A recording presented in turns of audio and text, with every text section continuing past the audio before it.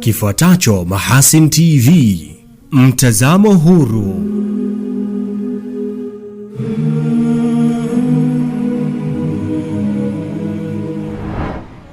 ونور يبعث الأشواق وفيه محاسن الأخلاق والقرآن.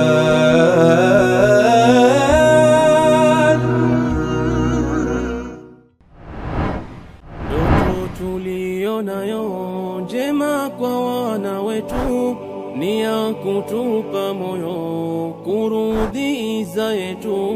Ndoto tuliyonayo njema kwa wana wetu ni ya kutupa moyo kurudi iza yetu, ni ya kutupa moyo kurudi iza yetu. Vijana walowema walona heshima, walobeba himma kuinua umma. Vijana walowema walona heshima, walobeba himma kuinua umma. Kusoma wajitahidi.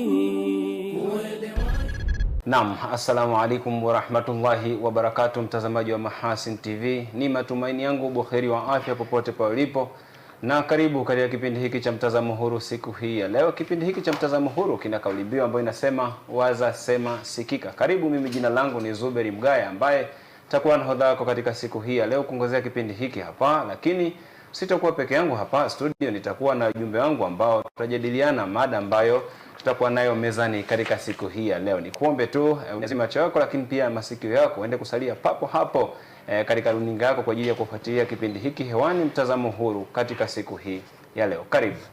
Ndoto tuliyonayo njema kwa wana wetu ni ya kutupa moyo kurudi iza yetu. Ndoto tuliyonayo njema kwa wana wetu ni ya kutupa moyo kurudi iza yetu, ni ya kutupa moyo kurudi iza yetu. Vijana walowema walona heshima, walobeba himma kuinua umma. Vijana walowema walona heshima, walobeba himma kuinua umma. Kusoma wajitahidi. Naam, nikushukuru na nikupongeze mtazamaji wa Mahasin TV kwa kuendelea kusalia papo hapo katika runinga yako kufuatilia kipindi hiki hewani, mtazamo huru katika siku hii ya leo. Kama nilivyokujuza hapo awali kwamba mimi jina langu ni Zuberi Mgaya, lakini sipo peke yangu hapa studio. Nipo na ujumbe wangu kwa ajili ya kujadili mada ambayo inasema, je, mitandao ya kijamii ni fursa au tishio kwa maadili? Je, mitandao ya kijamii ni fursa au tishio kwa maadili ya jamii? Kwa maadili ya jamii. Hapa nipo na ujumbe wangu ambao yupo Dr. Bernard Kapaya ambaye ni mhadhiri kutoka Chuo Kikuu Huria cha Tanzania, lakini nipo naye ASP Saidi Mandi ambaye ni mrakibu msaidizi wa jeshi la polisi. Lakini nipo naye pia Ton Alphonse ambaye ni mjumbe kutoka Mwanza PC. Nipo nao hapa wajumbe wangu hawa kuhakikisha kwamba tunadadavua hii mada ambayo tupo nayo mezani siku hii ya leo ambayo inasema, je, mitandao ya kijamii ni fursa au tishio kwa maadili ya jamii? Tunajua siku za hivi karibuni ama siku katika zama hizi mitandao ya kijamii imeshika kasi sana. Watu wengi wamerahisisha pia hata katika nyenzo za mawasiliano. Watumia sana katika kutumia mitandao ya kijamii kuwasiliana, kushare mambo mbalimbali. Lakini leo tunajadili sasa, hii mitandao ya kijamii inatumika kama fursa au tishio la maadili katika jamii? Nitaanzia kwako Ton Alphonse. Naam. Ambaye ni mjumbe wa Mwanza PC, Mwanza Press. Hivi ni kwa nini watumiaji wa mitandao ya kijamii hupenda kuchapisha ama kutuma au kusambaza maudhui ambayo ni hasi? Kwa maana yana madhara. Asante sana kwa nafasi, lakini pia asante kwa swali. Kama ambavyo umesema kwamba leo tunaangalia kuhusiana na, je, mitandao ya kijamii ni fursa au ni tishio kwenye maadili ya Mtanzania.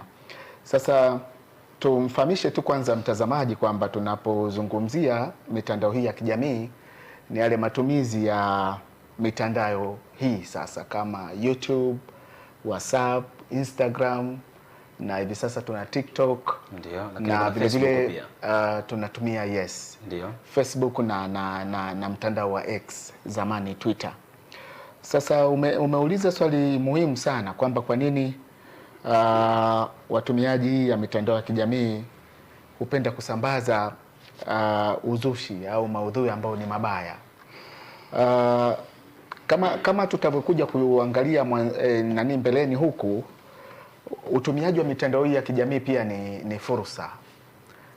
Kwa hiyo wengine wanasambaza habari hizi ambazo tunasema ni hasi ili kuweza kutafuta umaarufu na kupata wafuasi wengi, kwa sababu wameshajua kwamba unapotoa zile habari ambazo ni hasi zinakuwa na mashabiki wengi. Kwa hiyo wengi wanatafuta umaarufu kwa kutumia hizo habari ambazo ni hasi, na wakati mwingine tunasema fake news kwa sisi watu wa masuala ya habari. Lakini pia kwa nini habari hasi? Kwa sababu pia zimeonekana zinakuwa na viewers wengi. Kwa hiyo mtu anatoa habari ambayo ni hasi, anafuatwa na watu wengi, kwa hiyo anapata viewers wengi, na tafsiri ya viewers wengi ni kwamba tayari anakuwa amejipatia kipato kupitia mitandao hii ya kijamii. Kwa hiyo unaweza ukaona sasa kwamba kwa nini wengi wanachapisha au wanarusha maudhui ambayo ni hasi kwa kuangalia hayo maeneo hayo. Sawa, hapo moja kwa moja umelenga huko kwenye upande ambapo wasema wanatafuta followers ama wafuasi kwa ajili ya kujipatia kipato, si ndio? Naam. Sasa tunajua kila mtandao wa kijamii huwa una sera zake, lakini ni sera pia wanaweka, kila mtandao wanaweka, lakini pia kuna kanuni zake za kutumia hii mitandao. Je, hatuwezi tukatumia sasa namna yoyote ambayo sisi kama taifa tunatumia mitandao ya kijamii? Tunajua kabisa kwamba mtandao fulani tunaruhusu sisi wengine nchini, si ndio? Kwamba tukiweka sera hii kwamba hatutaki kuchapisha maudhui haya, na akichapishwa basi mtu afungiwe moja kwa moja. Haiwezekani? Inawezekana, na ni maamuzi tu ya sisi kama taifa kuweza kufanya hivyo, kwa sababu kuna nchi ambazo zinafanya hivyo. Mfano mzuri tunaweza tukatolea kwa China. China wao hawajaruhusu mitandao yote hii ambayo tumeitaja kutumika kwenye nchi yao, na vile vile hata Facebook wanayo ya kwao, wameilocalize. Ni Facebook lakini inaendana na maadili ya kwao. Kwa hiyo hata sisi kama unavyosema, kama nchi tunaweza tukaja na sera hiyo na kuweka utaratibu sasa kwamba ni mitandao gani ya kijamii tuitumie na mpaka wetu utakuwa wapi. Kwa hiyo sisi kama taifa tuna uwezo huo kabisa wa kufanya, na hata ukiangalia kwenye utumiaji wa mitandao hii ya kijamii kwa hivi sasa, TCRA wakishirikiana na wenzetu wa jeshi la polisi wanajaribu sasa kucontrol matumizi haya ya mitandao ya kijamii, na ndio maana kuna sheria mbalimbali zimetungwa, ikiwemo sheria ya cyber crime.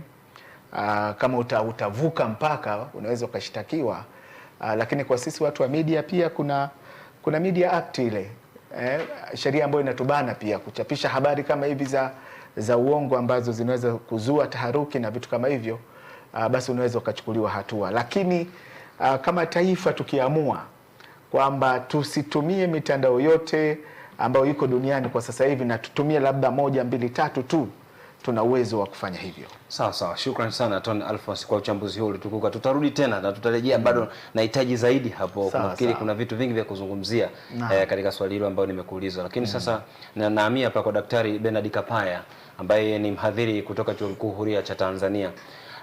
Daktari, je, vijana wanaweza kujiajiri kupitia mitandao ya kijamii bila kupotoka kimaadili? Asante sana ndugu mtangazaji. Kabla sijaenda kujibu swali lako kwamba vijana wanaweza kujiajiri kupitia mitandao ya kijamii bila kupotosha maadili, naomba nianze kwanza kwa kumpongeza mwenzangu kwa maelezo yote aliyoyaeleza ya awali hapo, lakini na mimi niongeze baadhi ya vitu ili tuliweke sawa na tuone kama kweli vijana wanaweza kujiajiri kupitia mitandao ya kijamii bila kupotoka kimaadili. Mitandao ya kijamii kama alivyosema mwenzangu ni njia ya mawasiliano ambayo imekuwa kwa kasi tukianzia kwenye nchi za Marekani na nchi zinazoendelea, na zimekuja mpaka kwenye nchi ambazo zinaendelea. ikiwemo Tanzania. Na lengo la mitandao ya kijamii ilikuwa ni ku share information au kuchangia taarifa. Mitandao ya kijamii kwa kawaida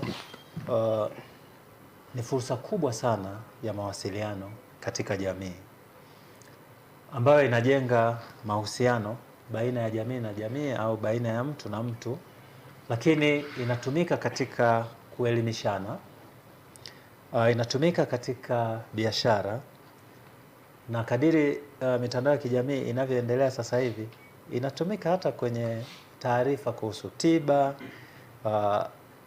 mfano tiba kwenye afya ya akili ambayo nimeshuhudia watu wengi sana wakitumia mitandao ya kijamii kama tiba ya afya ya akili. Mfano, mtu anapokuwa anaangalia maudhui ambayo yeye anamchekesha, inaweza kuwa ni tiba kwenye akili yake, kuondoa misongo ambayo labda anaipitia mfano.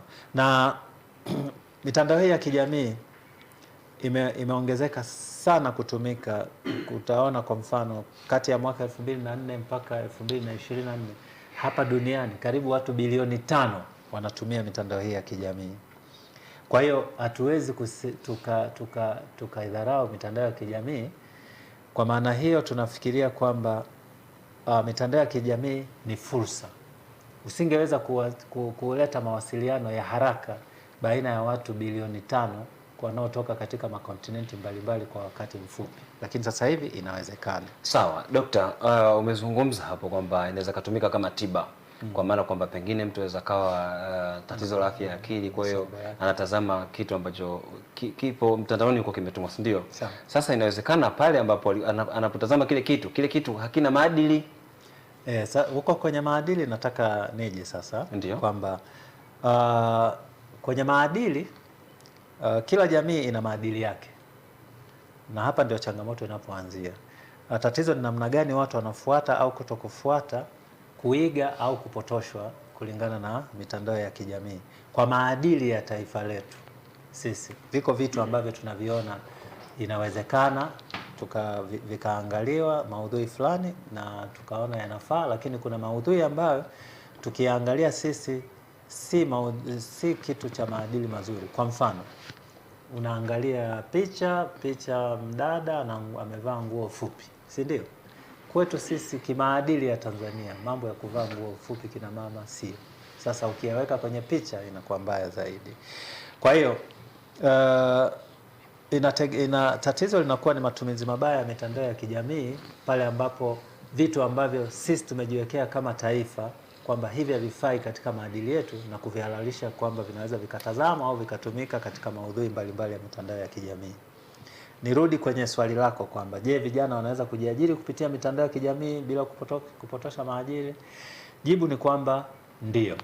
Kwa sababu kwa kuwepo kwa mitandao ya kijamii biashara inaweza ikafanyika vizuri tu, watu wakapata masoko, wakatangaza bidhaa zao bila kuharibu maadili ya jamii yetu.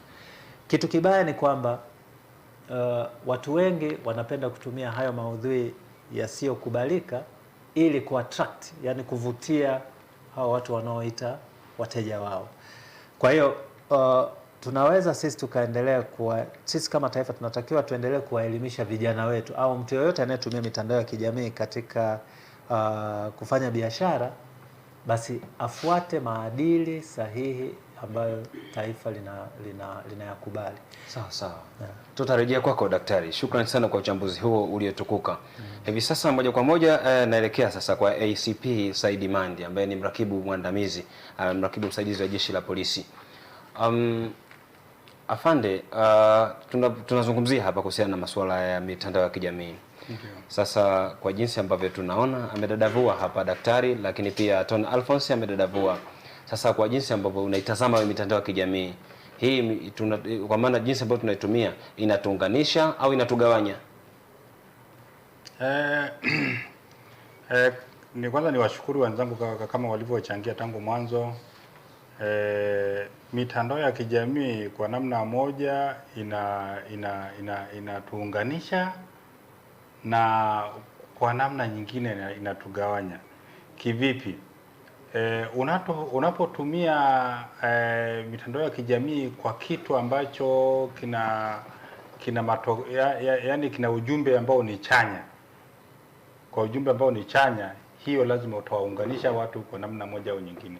Lakini tofauti unapotumia ujumbe ambao una impact hasi, pale unawagawanya, kwa sababu wengine watasema huyu okay, kwamba jamani, kesho tuende kwenye maandamano, wametufanya hivi na wameandika kila ujumbe kwenye ujumbe za Facebook, si wapi, Instagram, kila mahali, TikTok umeandika, kwa sababu wamefanya kitu fulani, kesho tunaenda kuandamana. Maana yake kwamba huo ujumbe unatugawanya. Unatugawanya, hauna matokeo mazuri au hauna matokeo chanya kwa jamii yetu kama Watanzania. Na ujumbe ule ambao unatuunganisha. Kuna jumbe ambazo zinatuunganisha. Kijana anafanya biashara zake labda kwenye mtandao na duka lake, akaposti mimi na jamani nauza labda bidhaa fulani, nauza nguo fulani, ukajua uko wapi, ukaenda ukanunua, ukakutana na mwingine na kumbe na wewe umekuja hapa, umekutana naye hapo. Hiyo kuna namna moja inatuunganisha.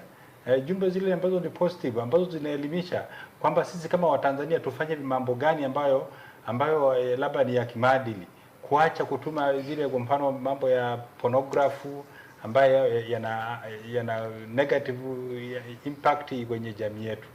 Afande, siku hizi teknolojia imeendelea sana. Yeah. Na miongoni mwa vitu ambavyo vinasisitizwa sana katika matumizi ya mitandao ya kijamii, pengine ni mpaka mtu atimize umri wa miaka 18 kwenda juu, ndio? Ndio. Kutokana na teknolojia imechangamka, tutasema imechangamka kwa sababu imeendelea sana. Haiwezi kasisi kwamba huyu mtumiaji, kuna muda mtu hajafikisha hata hiyo miaka 18, lakini anaamua tu bora aweke hata miaka mingapi, yani kwa maana mtu haweki ule uhalisia wake. Sawa? Tunajua sasa hivi kwamba kuna namba za NIDA hizo tunatumia. Tunataka tujue uhalisia huyu mtu kwamba ametimiza vigezo vyote kule miaka 18, kwa sababu inawezekana tukaweza kuyadhibiti, tukaweza kudhibiti vitu kama hivyo ambao watu wanashare maudhui ambayo yanaweza katugawanya. Tunaweza kudhibiti, lakini bado watu wanaandika taarifa ambazo ni za uongo katika mitandao ya kijamii. Kitu ninachokisema ni sahihi, lakini si kama jeshi la polisi au mtu ambaye anaenda kusajiliwa kwanza kutumia labda simu. Kwanza moja, lazima awe na namba ya NIDA. Namba sio namba tu ya NIDA. Ukienda kutafuta ile namba ya NIDA, lazima uende na cheti cha kuzaliwa ili tujue umri wako ni miaka mingapi. Baada ya kujisajili, wewe ndio umefikisha umri wa miaka 18 kwamba wewe ni mtu mzima. Ndio unaweza ukaendelea na hayo habari ya kujisajili line, ukapata simu, ukaenda na mambo mengine. Shida tulio na yetu ya jamii yetu, watoto wetu wanatumia simu pasipo wakati mwingine, yani kujua kama wewe mtoto wako anatumia simu. Mtoto wako yuko nyumbani anatumia simu na wewe mzazi hujui kwamba huyu mtoto amepataje access ya kwenda kusajili line, ana simu na anawasiliana na watu. Lakini mbaya zaidi, ana simu hata gharama ambayo hata wewe mwenyewe huna. Sasa ujiulize kwamba huyo mtoto amepataje. Kwa hiyo jamii kwa namna nyingine, namna mitandao yetu hii inasababisha jamii yetu inaharibika kwa kiasi kikubwa. Pengine afande, tunaweza kulaumu kwenye mitandao ya kijamii au tuangalie kwenye malezi?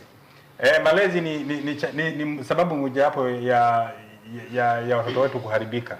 Malezi ni sababu maisha yetu ya sasa hivi ya kiuchumi hasa yamebadilika, sio kama maisha ya zamani ambao mzazi ndio alikuwa labda anaenda kulima kwenye shamba lake na watu wengine wakaja, chakula hatununui, hatufanyaje. Maisha ya watu wengi sasa hivi wanaishi mjini ambao kila siku lazima akajishughulishe. Watoto hao anaoacha na waacha peke yao asubuhi, anamwacha na binti wa kazi. Lazima yule binti wa kazi unaweza kukuta naye kuna mambo mengine anavyoanza kuwalea wale mabinti. Unakuta binti mwenyewe wa kazi anatumia namba anatumia simu naye na mitandao ya kijamii, anaanza kutuma jumbe mbalimbali kwenye simu, anajipiga picha wakati mwingine za utupu. Watoto wanaona, kwa hiyo automatically watoto wanajifunza kutumia ndio anayewalea. Kwa hiyo malezi yetu yanaanzia yanaanzia kuharibika kwenye familia zetu. Shukrani sana ACP Saidi Mandi, mrakibu msaidizi wa jeshi la polisi. Nitarejea kwako kwa sasa na hamia tena kwa Tony Alphonse. Tony, uligusia hapa wakati nakuuliza swali la kwanza kwamba kwa nini watumiaji wa mitandao ya kijamii hupenda kusambaza maudhui ambayo yana madhara katika jamii, si ndio? Ndio. Na ulinijibu vyema sana. Lakini najaribu hapa kudadavua kwa sababu huwa napita kule kwenye mitandao ya kijamii na baadhi napitia kusoma. Mimi mwenyewe natumia pia mitandao ya kijamii. Lakini mimi natumia kwa manufaa. Sasa wakati natazama kuna kitu ambacho huwa najiuliza sana na pengine hapa hata mtazamaji kitakuwa na faida kwake. Kuna muda teknolojia kama imekuja kuathiri hivi watu kujishughulisha zaidi kiakili. Kwa sababu inawezekana mtu akaona labda anasema caption ya yale maelezo ambayo yanatolewa pale, mtu ni habari, kwa sababu lazima ufupishe kile kichwa cha habari kiweze kumvutia mtu ili asome, si ndio?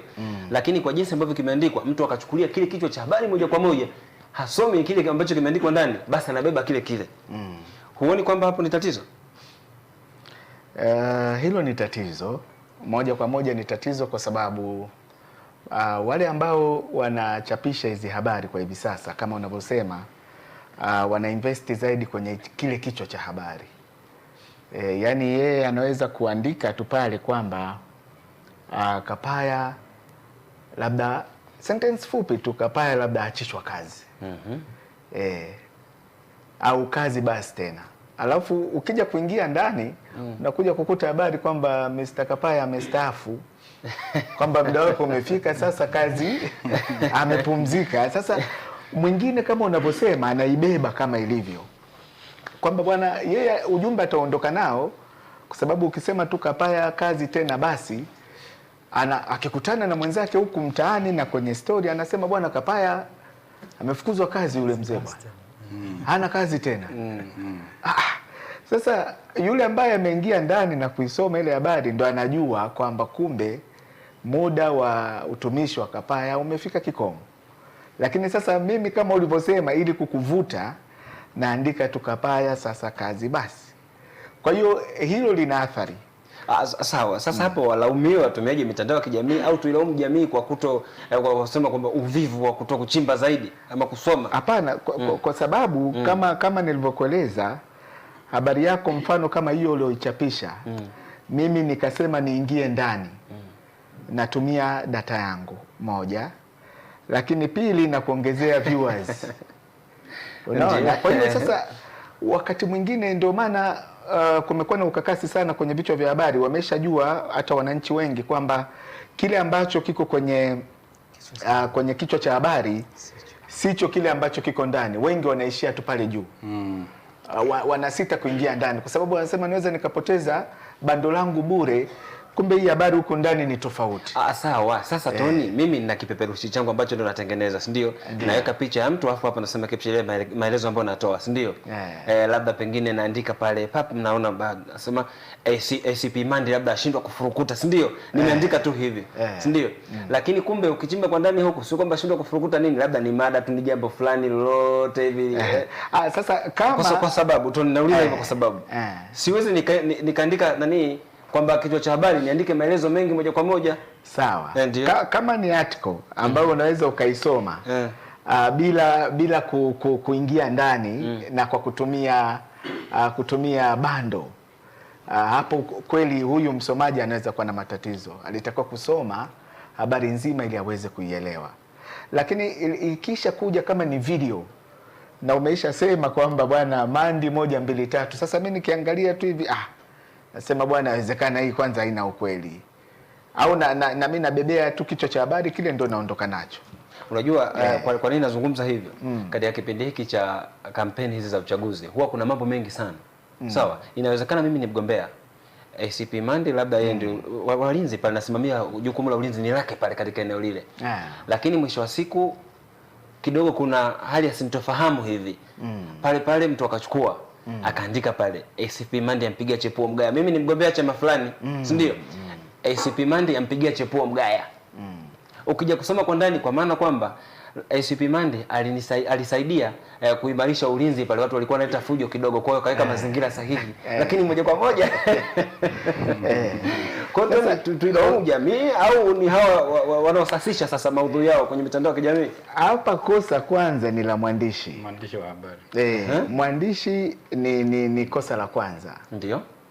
Na ndio maana tunasema mara nyingi huwa tunasema kwamba si kweli kwamba kichwa cha habari kikiwa na utata hivi ndio kinaweza kukusaidia watu kufuatilia hiyo habari. Hapana.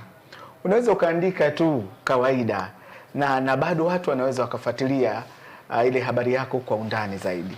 Kwa hiyo kwa sababu tunaamini kwamba huyu mwandishi kila anachokipika ndicho ambacho msomaji anaenda kukitumia. Kwa hiyo kuanzia mwanzo unapopika ile story yako, hakikisha kwamba umpi shida huyu mwananchi kuweza kujua nini ambacho namaanisha. Na hii ndio itatusaidia hata kuondoa hili tatizo ambalo unalisema kwamba mtu anaangalia tu kichwa cha habari anaondoka nacho hicho. Na katika kipindi hiki ndio maana tunaambiwa kuanzia kwenye picha lazima ujiridhishe. Sasa hivi picha zinaunganishwa. Hasa kipindi hiki cha uchaguzi. Picha inaweza ikaunganishwa kwamba mgombea wa chama fulani anaunganishwa labda na mgombea mwingine, au inaweza kawa mgombea wa chama fulani anaunganishwa yuko kwenye mkutano wa kampeni na watu wawili, ili mradi tu kumchafua kwamba mgombea hajapata watu kwenye mkutano wake. Imeunganishwa ile picha. Kwa hiyo ndio maana sasa hivi tunasema kuna application zimekuja, inabidi tuzitumie kuweza kuhakiki zile picha na hata video tunazoziona.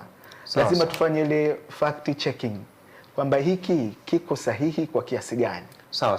Shukrani sana Tony Alphonse kwa uchambuzi huo uliotukuka. Nafikiri bila shaka mtazamaji wa Mahasin TV popote pale alipo anapata kuelewa kwa undani zaidi kwa nini pale kwenye vichwa vya habari pale ambapo wengi akishasoma pale basi moja kwa moja anaamini kwamba habari ndio imeshakamilika hivyo. Hususan wapo sasa wengi ambao wanasasisha maudhui ambayo yanaleta uchochezi pia katika jamii zetu. Sawa, sasa nahamia kwako Daktari Bernard Kapaya. Ambaye ni mhadhiri kutoka Chuo Kikuu Huria cha Tanzania. Sasa tuna jukumu gani kama jamii katika kudhibiti maudhui ya mabaya mitandao ya kijamii? Kwenye mitandao ya kijamii sisi kama jamii jukumu letu ni lipi? Asante sana. Sisi kama jamii la kwanza ni kuendelea kuelimishana. Hasa kwa watoto. Mimi natia mkazo sana kwa watoto na vijana wanaochipukia, kwa sababu hao ni watoto wa leo lakini ndio taifa la kesho, na vitu wanavyovipata na maudhui wanayoyapata yataathiri maisha ya baadaye, yataathiri jamii ambayo inayokuja. Ni lazima tuwe na njia maalumu za kuelimisha vijana kuhusu mambo chanya na mambo hasi ya maudhui katika mitandao ya kijamii. Kwa mfano, ndio mimi ningependa kwa mfano mashuleni, hasa tuanzie majumbani kwetu. Ni kweli hali ya sasa ya kiuchumi inalazimisha wazazi kutokuwa karibu sana na watoto wao, lakini hata kama hilo ni tatizo, basi ni lazima mzazi aweze kumfundisha kijana wake kwamba maudhui haya hapana, maudhui haya yanaruhusiwa. Tutolee tena mfano mwingine kwamba unakuta katika mitandao hii ya kijamii, kama ambavyo mwenzangu ametangulia kusema, au swali ulilouliza mwanzoni, kwa nini watu wanajisajili kumbe umri wao ni mdogo katika mitandao ya kijamii. Ni lazima tuwe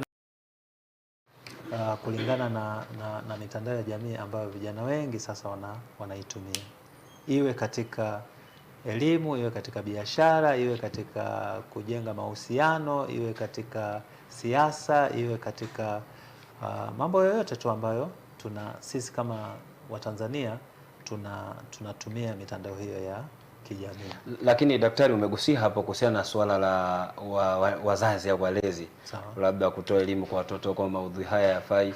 Pengine mzazi hana uelewa kabisa hata na mitandao ya kijamii, hajui. Yaani hajui, upo zake huko ametulia, lakini kumbe hivi mtoto kuna maudhui ambayo anashare huko mitandaoni hajui. nakubaliana na wewe kwa upande mmoja, lakini kwa sehemu kubwa ninaona kwamba bahati mbaya mitandao ya kijamii imekuwa na influence kubwa sana katika jamii yetu. Yuko mtu hajui kitu chochote, lakini anachokijua ni simu, na anachokijua ni TikTok, anachokijua ni Facebook. Unajua? Yaani kuna watu hawajui hata kusoma na kuandika, lakini Facebook wako, TikTok wako, angalau na YouTube wako. Sasa kwa maana hiyo, mzazi huyo hivyo vitu anaviona. Habari inayokuwa shared kwenye mitandao ya kijamii anaiona.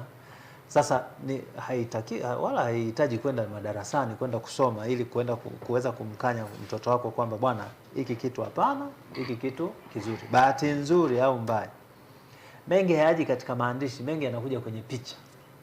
Sasa hizo picha mzazi yote anajua. Kama mtu anaangalia maudhui ya mambo ya utupu, pornography, ambayo sisi kama jamii kwetu hii wala hairuhusiwi, mzazi lazima awe achukue nafasi hiyo. Sawa sawa. Shukrani sana Daktari Bernard Kapaya, mhadhiri kutoka Chuo Kikuu Huria cha Tanzania. John Alphonse, najua una jambo la kuchangia hapo, lakini tutarejea kutokana na muda. Naam, hivi sasa tumehitimisha katika sehemu ya kwanza ya mtazamo huru katika siku hii ya leo, mtazamaji popote pale ulipo, na hivi sasa tunakwenda kupata break fupi, na tukirejea tutaendelea na sehemu ya pili katika mada yetu ambayo tupo nayo mezani siku hii ya leo. Inasema je, mitandao ya kijamii ni fursa au tishio kwa maadili ya jamii?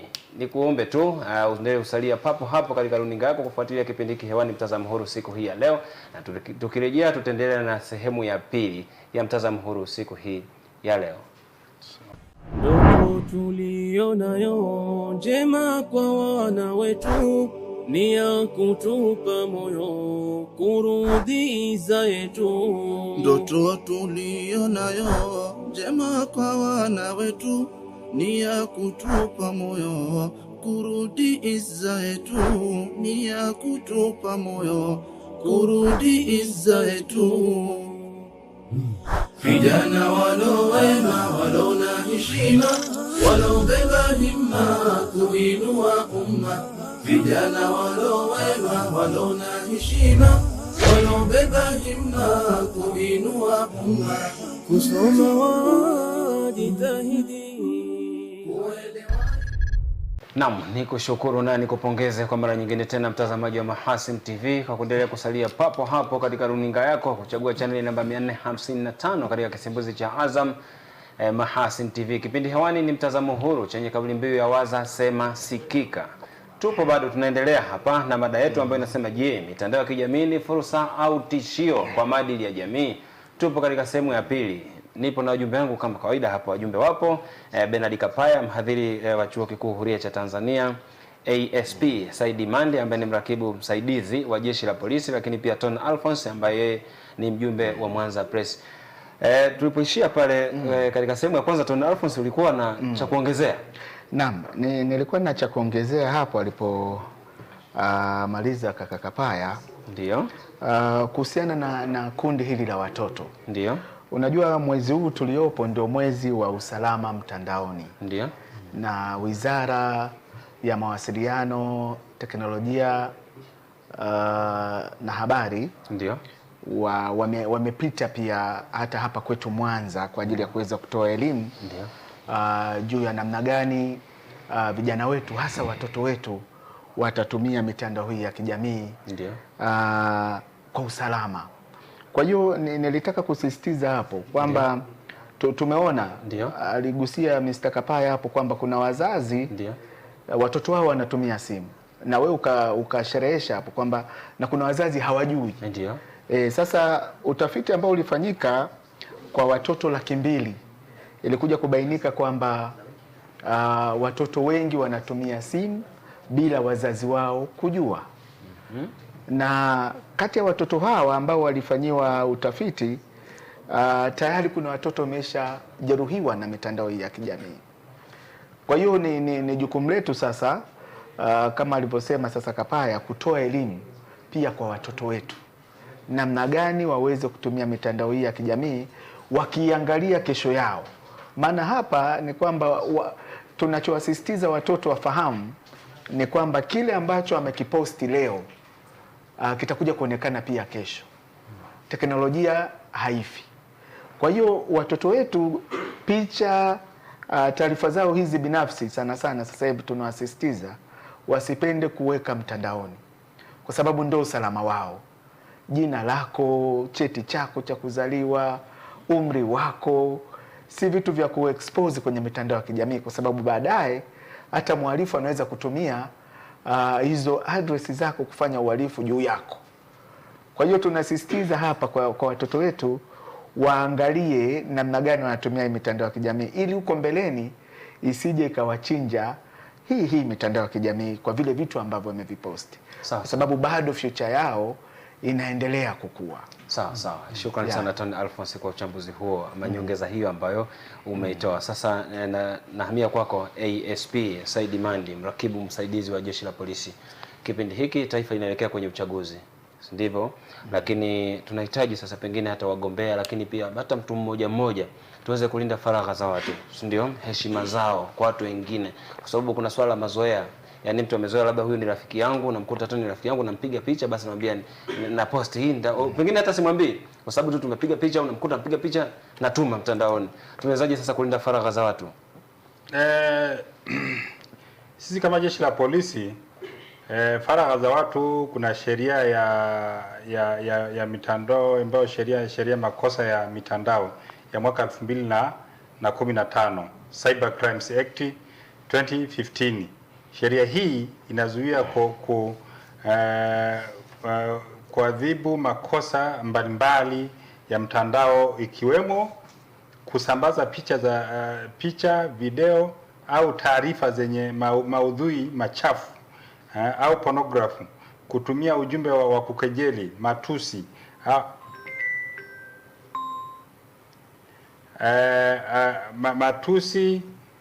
au kudhalilisha watu, kuvunja faragha ya mtu kwa kuchapisha taarifa zake bila ruksa, kutumia mitandao kwa udanganyifu au matumizi mabaya ya taarifa. Haya yote, hiyo ni sheria ambayo imezuia hivyo vitu vyote hivyo. Kwa hiyo kufanya kitu chochote unaweza ukashtakiwa na ukapelekwa mahakamani ukaadhibiwa. Sawa. Kuna hawa ambao wanapenda sana kuchapisha machapisho ambayo ni ya uchochezi, kwa sababu kutokana na akti ambayo umesoma hapo iliyotungwa mwaka 2015, nilijaribu pia kupitia kuna sehemu ambayo imegusia defamation, kumchafua mtu, ambayo imegusia, lakini pia kuna seditions, jinsi ya kutengeneza uchochezi. Sasa hawa ambao wanatengeneza uchochezi, ndio tunajua sheria zipo, tunataka tuwachukulie hatua ili wawe somo sasa au funzo kwa watu wengine wasifanye hivyo. Yaani mbali tu na kwamba taifa lipo kwenye uchaguzi, lakini hata baada ya uchaguzi kuna maisha ambayo yanaendelea. Tunataka sasa tuweze kuwadhibiti hawa watu. Sisi kama Jeshi la Polisi, kuna watu ambao yani wameajiriwa kazi zao kila siku napitia mtandaoni. Ni tu kwa sababu tu huwezi kupata taarifa leo watu wangapi wamekamatwa, lakini sisi kama Jeshi la Polisi kila siku ya Mungu, yani lazima kuna watu, hasa kwa kipindi hichi ambacho cha uchaguzi, lazima kuna watu wanakamatwa kwa kurusha maudhui mbalimbali ya kuvunja amani, ya kuchochea vurugu na mambo mengine yote haya ya pornography, ya kurusha video, picha na maana za kugejet. Wote kuna watu mahususi wanafanya doria kwenye mtandao na watu wanakamatwa, wanapelekwa mahakamani. Kuna msemo mmoja unasema trust but verify, yani amini lakini thibitisha. Ni msemo ambao unataka kumaanisha hivi. Unajua watu wakiona pengine sample ile labda ni kama wazo sasa, pengine na mimi naweza nikakupa hilo afanye. Yani watu wakiona sample kwamba labda watoto taarifa kwamba kuna watu wamekamatwa, tunaona zile taarifa zinatoka nyingi.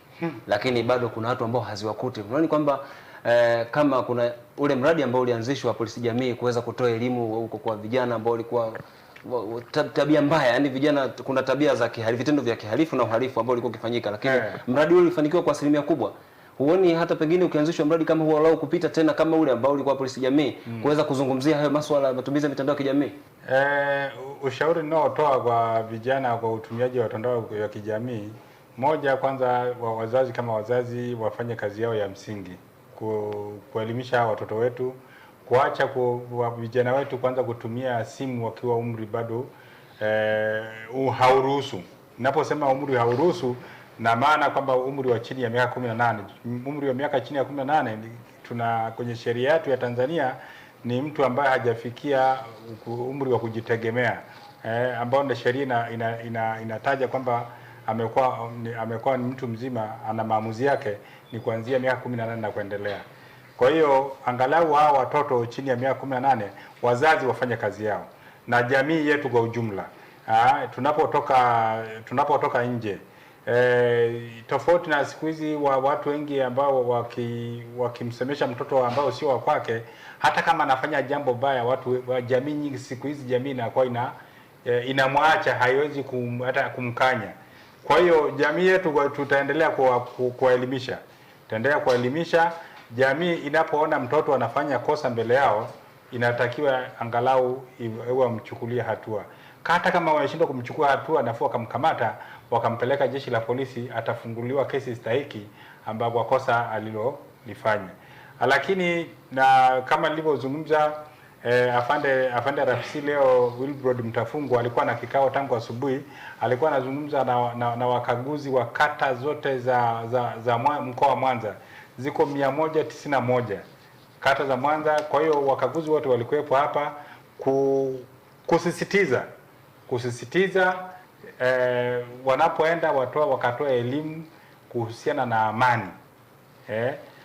Mambo yanayohusiana na amani ni pamoja na vijana kwenda kutumia mitandao kwa njia ambayo ina mafanikio, yani positive way, badala ya mtazamo hasi. Yote hayo yatawasaidia vijana wetu kuwa makini na kutotumia mitandao yetu ya kijamii vibaya. Unajua unajua kwa nini zamani watoto walikuwa wanajua akikuwa anajua mtoto huwa ananunuliwa.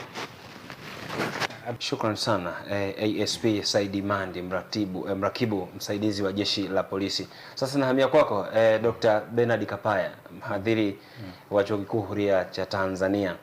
Mawasiliano au mitandao ya kijamii huwa tunatumia kwa ujumbe au kwa wajeruhi wengine? Mawasiliano, mitandao tunatuma kwa, kimsingi tunatakiwa tutume ujumbe, lakini mtu anapotumia mtandao wa jamii kwa ajili ya kujeruhi wengine, huyo anakuwa yuko tu kwenye jinai kama jinai nyingine. Mrakibu hapa ametoka kuelezea kutoka kwenye sheria na hatua ambazo wanazichukua. Nafikiri hakuna mwenye mamlaka ya kujeruhi mwingine katika mtandao wa kijamii kulingana na sheria na taratibu za nchi, lakini hata tu mila na desturi za kwetu hazijajengwa katika kujeruhi mwingine. Jamii yetu ya Tanzania imejengwa katika upendo na sio kujeruhiana. Unapofanya kujeruhi, hilo tatizo linakuwa ni tatizo la maadili katika jamii yetu, kitu ambacho hakikubaliki.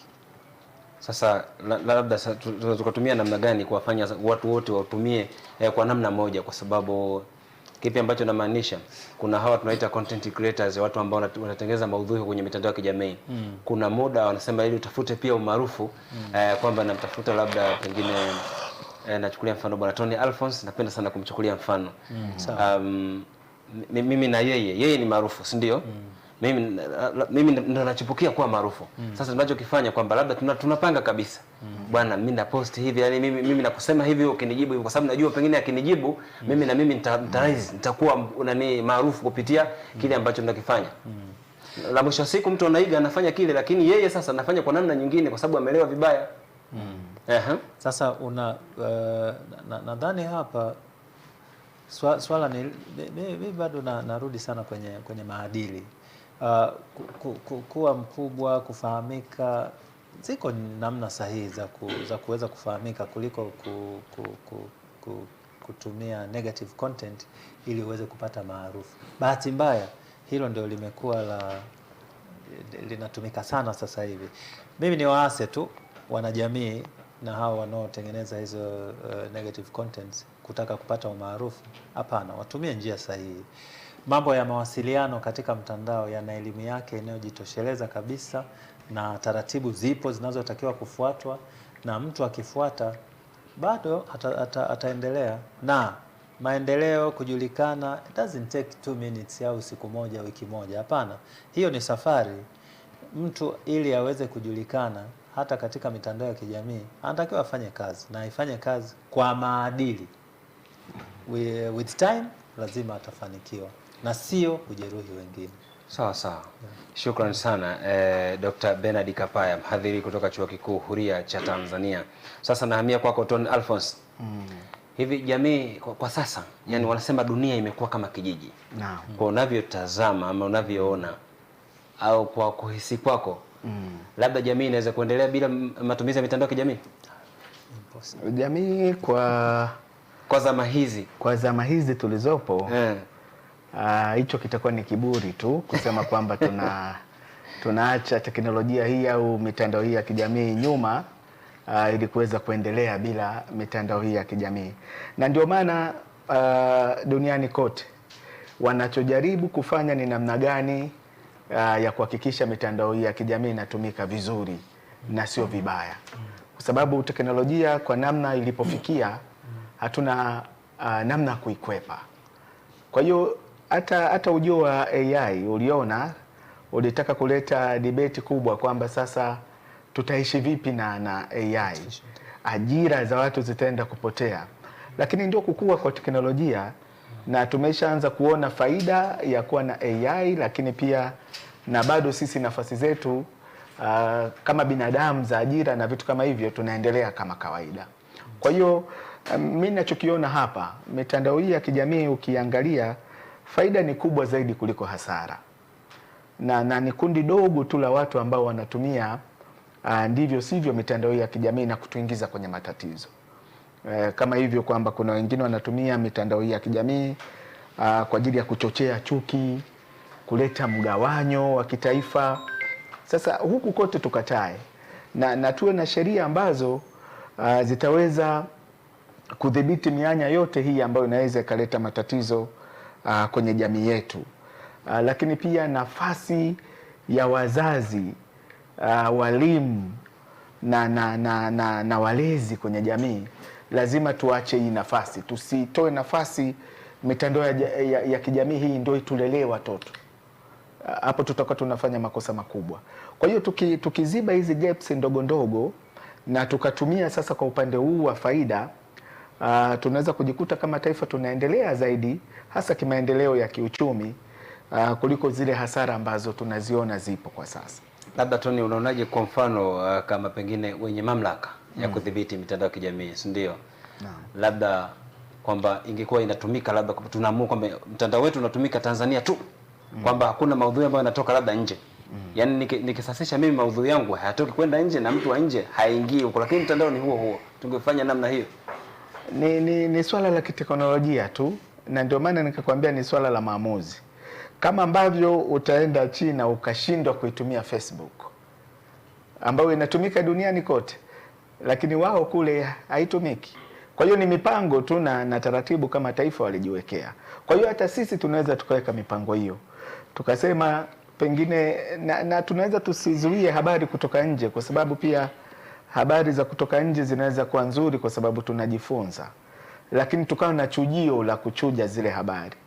Zile ambazo zinakuwa ni negative zikataliwe tu. Yani kama tunavyo control kwenye matumizi ya pono na nini, kwamba mtu akijaribu kuingia inamkatalia, tunaweza tukafanya. Na tunao vijana ambao wamesoma masomo ya sayansi, wanaweza kuja na mbinu kama hiyo naosema namna gani tunaweza tukadhibiti maudhui mabaya kuingia kwenye taifa letu, na tukabaki na yale maudhui ambayo ni salama tu.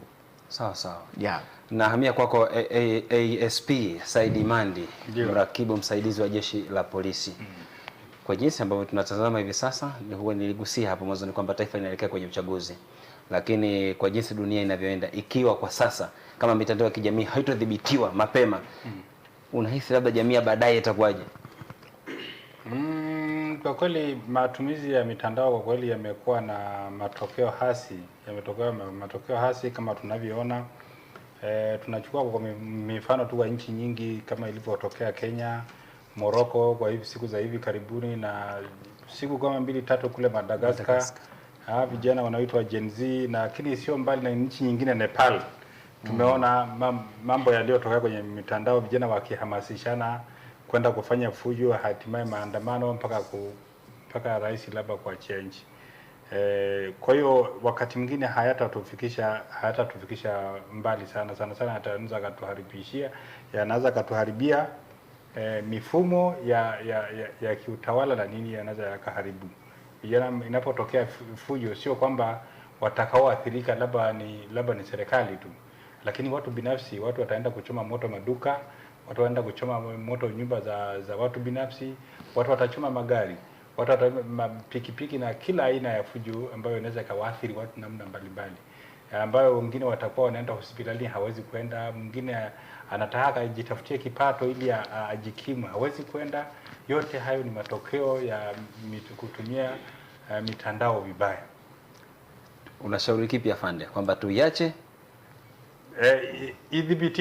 Idhibitiwe kwa namna moja, inaweza kusaidia kwa kipindi hichi ambayo tunaenda kwenye uchaguzi.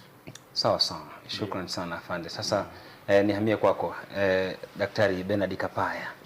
Nimuuliza afande hapo kwamba ikiwa jamii haitodhibiti pasavyo mitandao ya kijamii, kwamba jamii hapo baadaye itakuwaje? Sasa wewe kama mhadhiri katika Chuo Kikuu Huria cha Tanzania, lakini kama mzazi pia, unalizungumziaje hili kama jamii haitodhibiti mapema masuala matumizi ya mitandao ya kijamii?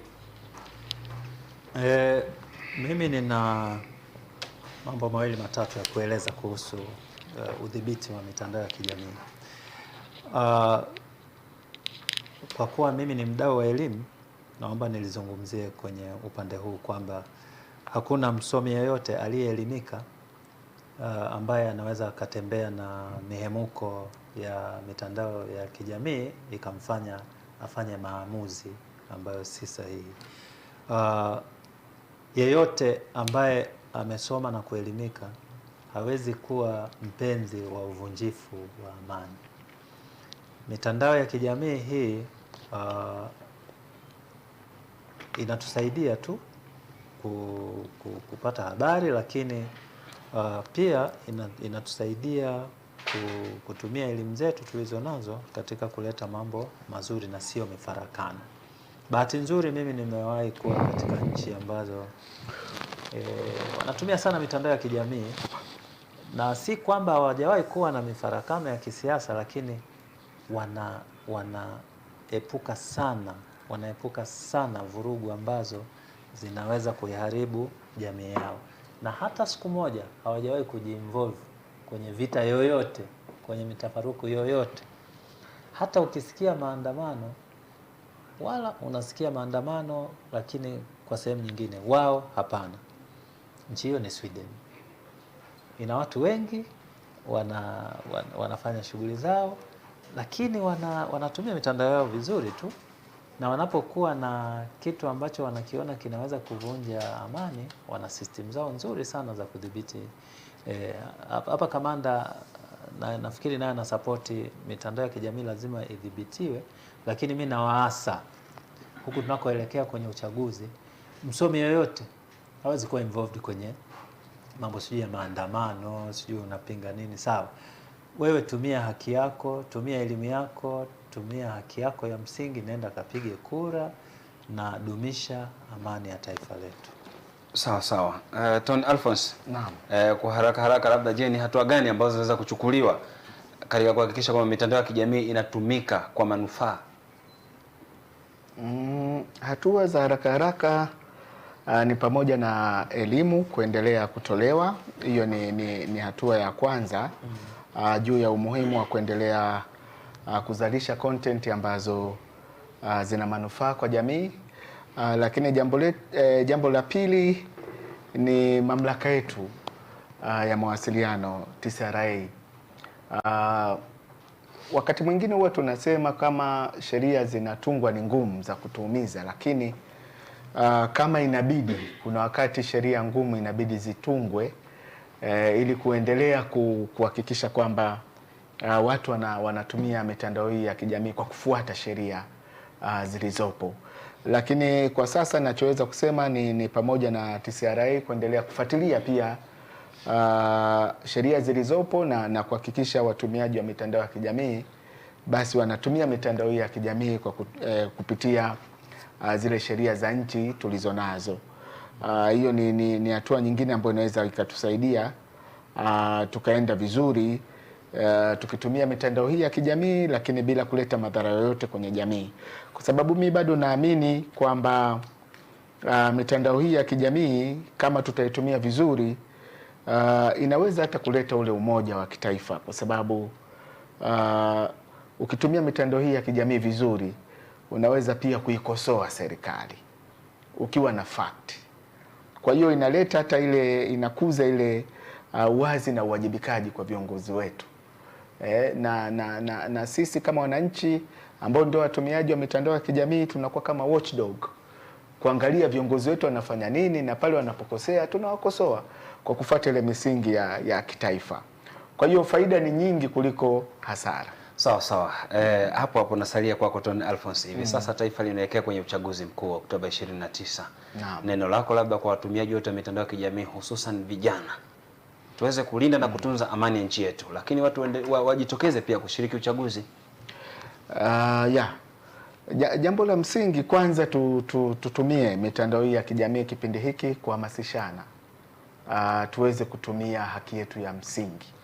Na haki yetu ya msingi kwenye uchaguzi wowote ni kupiga kura, na kama uligombea basi ndio nafasi yako ya kuchaguliwa kama mwananchi. Kwa hiyo nasisitiza kipindi hiki, wanasema wakati mwingine si vyema sana kipindi kama hiki cha uchaguzi ni kipindi ambacho kinaamua mustakabali wa taifa. Kwa hiyo tuondokane na mihemko ambayo inaweza ikaleta athari kwenye taifa letu. Kwa hiyo cha msingi tuhamasishane, tukapige kura, tuchague viongozi ambao tunawahitaji, tusubiri tume huru ya uchaguzi iweze kuwatangaza wale ambao wataibuka washindi. Shukrani sana Ton Alphonse. Nirudi kwako ASP Saidi Mandi, mrakibu msaidizi wa Jeshi la Polisi. Kazi yako ni kulinda usalama wa raia na mali zao.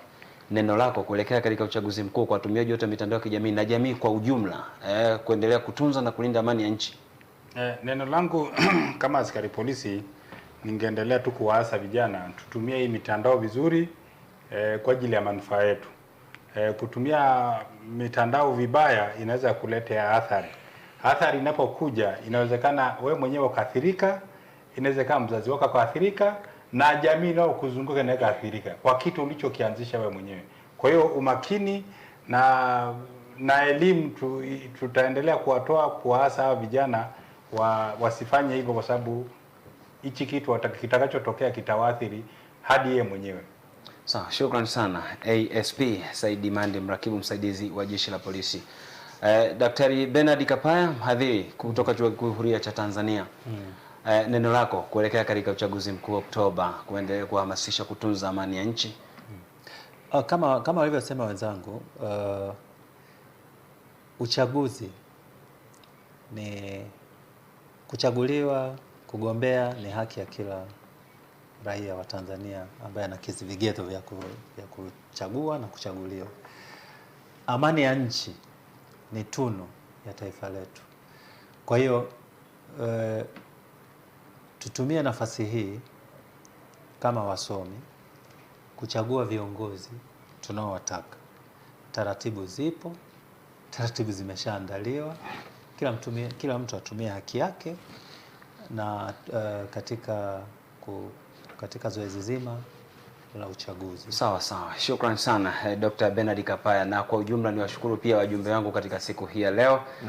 Kwenye mada yetu ambayo inasema, je, mitandao ya kijamii ni fursa au tishio kwa maadili ya jamii? Tumekuwa tukidadavua hapa tangu sehemu ya kwanza na mpaka hivi sasa tumefikia tamati ya sehemu ya pili katika kuidadavua mada yetu ambayo tulikuwa nayo mezani siku hii ya leo. Wajumbe wangu ambao ni Dr. Bernard Kapaya, mhadhiri kutoka Chuo Kikuu Huria cha Tanzania, lakini pia ASP Saidi Mandi, mrakibu msaidizi wa Jeshi la Polisi, lakini pia mjumbe mwingine ni Ton Alphonse ambaye ni mjumbe wa Mwanza Press. Wote hawa nilikuwa nao hapa ambao tulikuwa tukidadavua mada ambayo inasema, je, mitandao ya kijamii ni fursa au tishio kwa maadili ya jamii. Labda pengine na mimi nitoe nasaha zangu kwa watumiaji wote wa mitandao ya kijamii, tutumie basi mitandao ya kijamii kama fursa, tusitumie kwa kuzusha taharuki, na pia tuache mazoea katika mitandao ya kijamii, kwa maana kwamba tuzingatie zile sheria zote tuweze kuitumia mitandao ya kijamii kama fursa bila kutengeneza chuki, taharuki au migogoro yoyote, kwa sababu tunu hii ambayo tunayo hivi sasa ya amani, pengine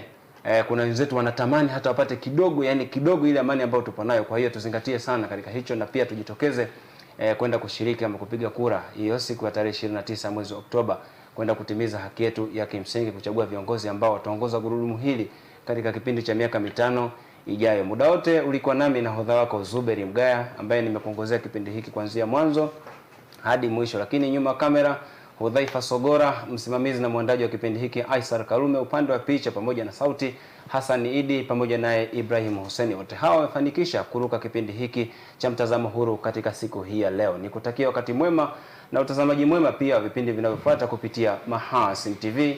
Pata kujua wema wa Uislamu. Ndoto tulionayo njema kwa wana wetu ni ya kutupa moyo kurudhi iza yetu. Ndoto tulionayo njema kwa wana wetu ni ya kutupa moyo kurudi izza yetu, ni ya kutupa moyo kurudi izza yetu. Vijana walo